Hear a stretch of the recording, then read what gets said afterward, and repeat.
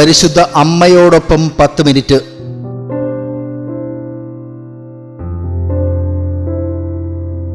മാതാവിന്റെ ജനന തിരുനാളിന് ഒരുക്കമായി ജൈനീസ് മീഡിയ ഒരുക്കുന്ന ത്രിദിന ധ്യാനം.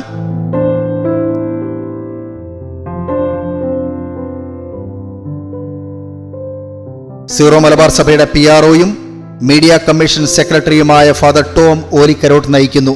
പൊളാറാമൻ മാർപ്പാപ്പ മരിയാലിസ് കുൾട്ടിസ് എന്ന് പറയുന്ന പ്രബോധന രേഖയിൽ ഇങ്ങനെ പറയുകയാണ്, മറിയത്തിന്റെ പിറവിത്തിരുനാളിനെ കുറിച്ച്, ജനനത്തെക്കുറിച്ച് വിശേഷിപ്പിച്ചുകൊണ്ട് പറയാണ്, നമ്മുടെ രക്ഷയുടെ ചരിത്രത്തിന്റെ ഉദയം.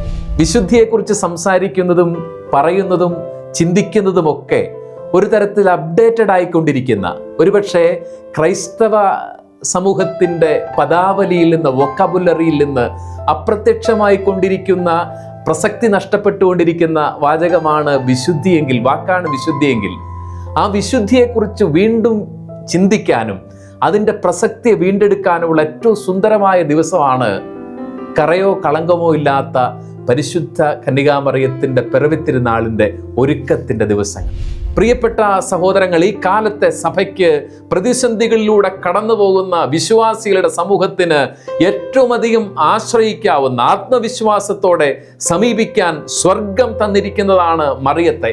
സെപ്റ്റംബർ 5, 6, 7 തീയതികളിൽ വൈകിട്ട് 7:30.